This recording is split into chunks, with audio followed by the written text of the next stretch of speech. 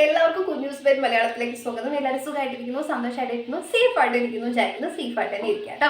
അപ്പോൾ ഇന്നത്തെ വീഡിയോ എന്ന് പറയുന്നത് നമ്മുടെ വീട്ടിലൊക്കെ പെട്ടെന്ന് തയ്യാറാക്കി എടുക്കാവുന്ന, ഒരുപാട് നേരം ചിക്കൻ മാഗ്നേറ്റ് ചെയ്തൊന്നും വെക്കാതെ പെട്ടെന്ന് തയ്യാറാക്കി എടുക്കാവുന്ന ഒരു നാടൻ ചിക്കൻ ബിരിയാണിയുടെ റെസിപ്പി ആയിട്ടാണ് നമുക്ക് വീഡിയോയിലേക്ക് പോകാം. വീഡിയോയിലേക്ക് പോകുന്നതിന് മുന്നായിട്ട് ആദ്യമായിട്ടാണ് നിങ്ങളുടെ ചാനൽ കാണുന്നതെങ്കിൽ എൻ്റെ പേര് അനീറ്റ. ഇതുവരെ ചാനൽ സബ്സ്ക്രൈബ് ചെയ്തില്ലെങ്കിൽ ഒന്ന് സബ്സ്ക്രൈബ് ചെയ്യുക, തൊട്ടടുത്തുള്ള ബെല്ലൈക്കൻ കൂടി ഒന്ന് എനേബിൾ ചെയ്തിടാം കേട്ടോ.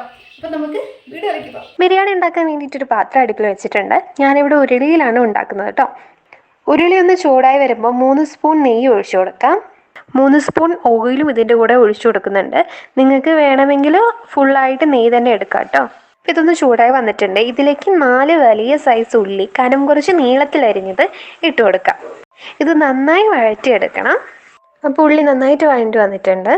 ഇനി നമുക്കിതിലേക്ക് ഇഞ്ചി, വെളുത്തുള്ളി, പച്ചമുളക് പേസ്റ്റ് ചേർത്ത് കൊടുക്കാം. 2 കുഞ്ഞ് സൈസുള്ള വെളുത്തുള്ളി മുഴുവനായിട്ട് എടുത്തിട്ടുണ്ട്. അതുപോലെ 2 മീഡിയം സൈസ് ഇഞ്ചി കഷ്ണം എടുത്തിട്ടുണ്ട്. പിന്നെ 3 പച്ചമുളക്, എരിവിനനുസരിച്ച് വേണം നമുക്ക് പച്ചമുളക് ചേർക്കാൻ വേണ്ടിയിട്ട്. ഇത് വെള്ളമൊന്നും ചേർക്കാതെ ഞാൻ മിക്സിയുടെ ജാറിലൊന്ന് പേസ്റ്റാക്കി എടുത്തതാണ്. ഇതിലേക്ക് നമ്മൾ മുളക് പൊടിയോ അതുപോലെ കുരുമുളക് പൊടിയോ ഒന്നും ചേർക്കുന്നില്ല. അതുകൊണ്ട് നമ്മുടെ എരിവിനനുസരിച്ച് വേണം പച്ചമുളക് ചേർക്കാൻ. ഞാൻ എടുത്ത പച്ചമുളകിന് നല്ല എരിവുള്ളതുകൊണ്ടാണ് കേട്ടോ 3 പച്ചമുളക് എടുത്തത്. ഇഞ്ചി, വെളുത്തുള്ളി, പച്ചമുളക് പേസ്റ്റിൻ്റെ ആ ഒരു പച്ചമണം മാറുന്ന വരെ നന്നായിട്ട് വഴറ്റിയെടുക്കണം. ഇതിൻ്റെ പച്ചമണം മാറിയിട്ടുണ്ട്. ഇനി നമുക്ക് ഇതിലേക്ക് തക്കാളി ആഡ് ചെയ്ത് കൊടുക്കാം. 3 തക്കാളി അരിഞ്ഞതാണ് ഞാനിവിടെ ചേർത്ത് കൊടുക്കുന്നത്. ഇനി ഇത് നന്നായിട്ട് വഴറ്റിയെടുക്കണം. തക്കാളി നന്നായിട്ട് വെന്തുടയണം. അപ്പോൾ തക്കാളി നന്നായിട്ട് വെന്തുടഞ്ഞിട്ടുണ്ട്. ഇനി ഇതിലേക്ക് 1 ടീസ്പൂൺ മഞ്ഞൾപ്പൊടി ചേർത്ത് കൊടുക്കാം. 2 ടീസ്പൂൺ ഗരം മസാല ചേർത്ത് കൊടുക്കാം. ഇത് നമുക്ക് നന്നായിട്ട് ഇളക്കി നന്നായി യോജിപ്പിച്ചെടുക്കണം. ഇനി ഇതിലേക്ക് 1/4 കപ്പ് പുതിനയിലയും 1/2 കപ്പ് മല്ലിച്ചപ്പും 1 തണ്ട് കരിവേപ്പിലയും അരിഞ്ഞത് ചേർത്ത് കൊടുക്കാം. ഇനി ഇത് നന്നായിട്ട് ഇളക്കി യോജിപ്പിക്കണം. ഇതിലേക്ക് പുളിയില്ലാത്ത തൈര് 2 ടേബിൾ സ്പൂൺ ചേർത്ത് കൊടുത്തിട്ടുണ്ട്. നമ്മളിതിൽ എന്ത് ആഡ് ചെയ്യുമ്പോഴും നന്നായിട്ട് അത് ഇളക്കി എല്ലാ വശത്തേക്കും ഒരേപോലെ ആവുന്ന രീതിയിൽ നന്നായിട്ട് ഇളക്കി യോജിപ്പിക്കാൻ മറക്കരുത് കേട്ടോ. ഇനി ഇതിലേക്ക് ചിക്കൻ ചേർത്ത് കൊടുക്കാം. 1/2 കിലോ ചിക്കൻ നന്നായി കഴുകി ക്ലീൻ ചെയ്ത് മീഡിയം സൈസ് കട്ട് ചെയ്തിട്ടുള്ളതാണ് ഇട്ട് കൊടുക്കുന്നത്. ഇനി ചിക്കൻ 5 മിനിറ്റ് ഈ മസാലയിൽ നന്നായിട്ട് വഴറ്റിയെടുക്കണം. ഇനി ഇതൊരു മൂടി വെച്ച് അടച്ച് ഒരു 15 മിനിറ്റ് നമുക്ക് വേവിക്കാം. 15 മിനിറ്റ് കൊണ്ട് ഏകദേശം ഒന്ന് വെന്ത് കിട്ടുന്നതായിരിക്കും. അപ്പോൾ ഏകദേശം 15 മിനിറ്റ് ആയി കഴിഞ്ഞ് തുറന്ന് നോക്കിയപ്പോൾ കുറച്ച് വെള്ളമുണ്ട്. നമുക്കിതൊന്ന് തുറന്ന് വെച്ചൊന്ന് വറ്റിച്ചെടുക്കണം. ടേസ്റ്റ് ചെയ്തപ്പോൾ കുറച്ച് ഉപ്പിൻ്റെ കുറവുണ്ട്. അപ്പോൾ നമുക്ക് കുറച്ച് ഉപ്പും കൂടി ഒന്ന് ആഡ് ചെയ്ത് കൊടുക്കാം. ഈ സമയത്ത് നിങ്ങളൊന്ന് ടേസ്റ്റ് ചെയ്ത് നോക്കുക. ഉപ്പിൻ്റെ കുറവോ അതല്ലെങ്കിൽ ഗരം മസാലേൻ്റെയൊക്കെ ഫ്ലേവറിന് എന്തെങ്കിലും കുറവുണ്ടെങ്കിൽ നമുക്ക് ഈ ഒരു സമയത്ത് കുറച്ചും കൂടി ഒന്ന് ആഡ് ചെയ്ത് കൊടുക്കാവേ. അടുക്കി പിടിക്കാതിരിക്കാൻ വേണ്ടിയിട്ട് ഇടയ്ക്കൊന്ന് ഇളക്കി കൊടുക്കാൻ മറക്കരുത്. അതുപോലെ തന്നെ നമ്മൾ അടച്ചു വെച്ച് കഴിക്കുന്ന സമയത്തും ഇടയ്ക്കൊന്ന് തുറന്നിട്ടൊന്ന് ഇളക്കി കൊടുക്കാൻ മറക്കരുത്. അപ്പോൾ ഇളക്കി കൊടുക്കുന്ന സമയത്ത് ചിക്കൻ ഉടഞ്ഞു പോകാതിരിക്കാൻ വേണ്ടി പ്രത്യേകം ശ്രദ്ധിക്കണേ. ചിക്കൻ അധികം വെന്ത് പോകാതിരിക്കാൻ വേണ്ടി പ്രത്യേകം ശ്രദ്ധിക്കണം. കാരണം നമ്മൾ ദം ചെയ്യുന്ന സമയത്ത് അതിൻ്റെ ഉള്ളിൽ ഇരുന്ന് ചിക്കൻ ഒന്നും കൂടി ഒന്ന് വേവും. അപ്പോൾ നമ്മൾ സെർവ് ചെയ്യുന്ന സമയത്ത് ചിക്കൻ്റെ കഷ്ണമൊക്കെ ഒന്ന് ഉടഞ്ഞു പോകാനുള്ള സാധ്യതയുണ്ട്. അപ്പോൾ അധികം വെന്ത് പോകാതിരിക്കാൻ വേണ്ടി പ്രത്യേകം ശ്രദ്ധിക്കണം. അപ്പം നമ്മുടെ മസാല ഇവിടെ റെഡി ആയിട്ടുണ്ട്. നമുക്കിത് വേറൊരു പാത്രത്തിലേക്ക് മാറ്റാം. അപ്പോൾ ഇനി നമുക്ക് ബിരിയാണിക്ക് ആവശ്യമായ അണ്ടിപ്പരിപ്പും മുന്തിരിയും ഉള്ളി വറുത്ത് വരാം. അണ്ടിപ്പരിപ്പും മുന്തിരിയും ഓപ്ഷണലാണ്, നിങ്ങൾക്ക് വേണമെങ്കിൽ ചേർത്താൽ മതി. പാത്രം ചൂടാകുമ്പോൾ നമുക്ക് ആവശ്യമായ നെയ്യ് ചേർത്ത് കൊടുക്കാം. ഇതിലേക്ക് 1 സ്പൂൺ ഓയിലും കൂടി ഞാൻ ആഡ് ചെയ്ത് കൊടുക്കുന്നുണ്ട്. അപ്പോൾ നിങ്ങൾക്ക് വേണമെങ്കിൽ ഫുള്ളായിട്ട് നെയ്യ് തന്നെ എടുക്കാം, അല്ലെങ്കിൽ ഓയിൽ തന്നെ മൊത്തമായിട്ട് എടുത്താലും കുഴപ്പമൊന്നുമില്ല കേട്ടോ. ഇനി ഇതിലേക്ക് അണ്ടിപ്പരിപ്പിട്ട് വറുത്തെടുക്കാം. അപ്പോൾ ഒരു ചെറിയ ബ്രൗൺ കളർ ആകുമ്പോൾ തന്നെ നമുക്ക് കോരിയെടുക്കാം. ഇനി മുന്തിരി വറുത്തെടുക്കാം. മുന്തിരി ഒരുപാട് കറുത്ത് പോകാതെ നോക്കണേ. മുന്തിരി വറുത്ത് വന്നിട്ടുണ്ട്, നമുക്ക് കോരി മാറ്റാം. ഇനി ഇതിലേക്ക് കനം കുറച്ച് അരിഞ്ഞ് വെച്ചിരിക്കുന്ന ഉള്ളിയിട്ട് വറുത്തെടുക്കാം.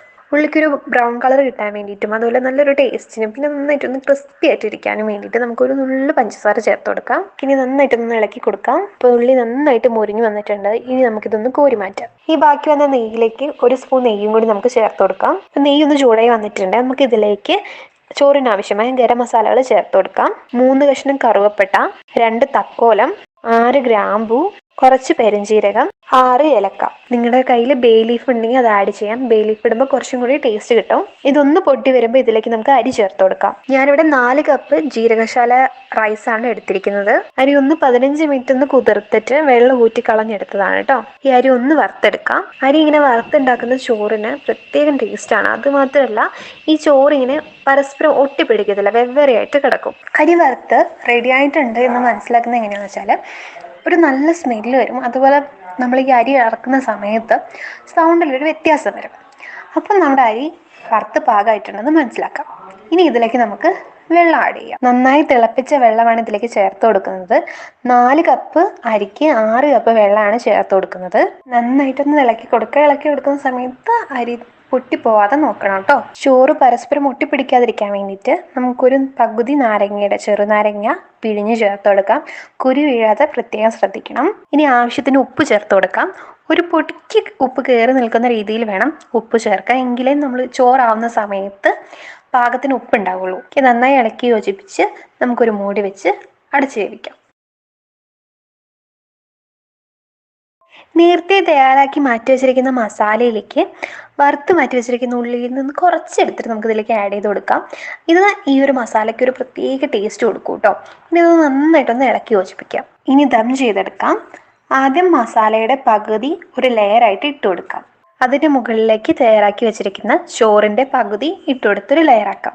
അതിൻ്റെ മുകളിലേക്ക് കുറച്ച് മല്ലിയിലയും പുതിനയിലയും ഇട്ട് കൊടുക്കാം. വറുത്ത് വെച്ചിരിക്കുന്ന അണ്ടിപ്പരിപ്പും മുന്തിരിയും ഉള്ളിയും ഇട്ട് കൊടുക്കാം. വീണ്ടും ബാക്കി വന്ന മസാല ഇട്ട് കൊടുക്കാം. അതിൻ്റെ മുകളിലേക്ക് ബാക്കി വന്നിരിക്കുന്ന ചോറ് നമുക്ക് ലെയർ ചെയ്യാം. നേരത്തെ പോലെ തന്നെ മല്ലിച്ചപ്പും പുതിനയിലയും ഇട്ട് കൊടുക്കാം.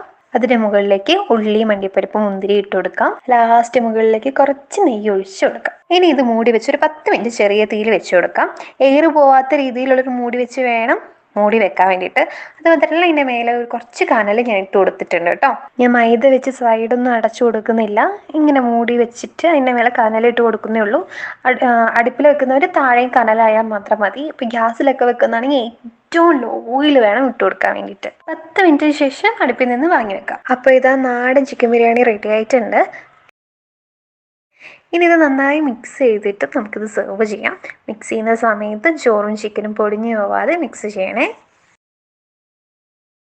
അടുപ്പിൽ നിന്ന് ഇറക്കി വെച്ചൊരു അരമണിക്കൂർ അല്ലെങ്കിൽ 1 മണിക്കൂറിന് ശേഷം മാത്രമേ ബിരിയാണിയുടെ അടപ്പ് തുറക്കാൻ പാടുള്ളൂ. ബിരിയാണി ഒരിക്കലും നമ്മൾ ചൂടോടെ സെർവ് ചെയ്യാൻ പാടില്ല. കാരണം നമ്മൾ അതിലേക്ക് ആഡ് ചെയ്തിരിക്കുന്ന സ്പൈസസിൻ്റെ ഒന്നും രുചി നമുക്ക് ലഭിക്കില്ല. അതിൻ്റെ മണം മാത്രമേ നമുക്ക് കിട്ടത്തുള്ളൂ. അതുകൊണ്ട് എപ്പോഴും ഒരു അരമണിക്കൂറിന് ശേഷം അല്ലെങ്കിൽ 1 മണിക്കൂറിനൊക്കെ ശേഷം മാത്രമേ സെർവ് ചെയ്യാൻ പാടുള്ളൂ. അപ്പോൾ ഇതാ നല്ല കൊതി വരുന്ന ചിക്കൻ ബിരിയാണി ഇവിടെ റെഡി ആയിട്ടുണ്ട്. അപ്പോൾ എല്ലാവരും വീട്ടിലൊന്ന് ട്രൈ ചെയ്ത് നോക്കണം. നമുക്ക് വീട്ടിലൊക്കെ പെട്ടെന്ന് തയ്യാറാക്കി എടുക്കാൻ പറ്റുന്ന ഒരു ബിരിയാണിയാണ്. എന്നിട്ട് കമൻറ്റ് ചെയ്യാൻ മറക്കണ്ട കേട്ടോ. അപ്പോൾ ഇന്നത്തെ വീഡിയോ എല്ലാവർക്കും ഇഷ്ടപ്പെട്ടു എന്ന് വിചാരിക്കുന്നു. ഇഷ്ടപ്പെട്ടാൽ ലൈക്ക് ചെയ്യാനും ഷെയർ ചെയ്യാനും ചാനലൊന്ന് സബ്സ്ക്രൈബ് ചെയ്യാനും മറക്കണ്ട.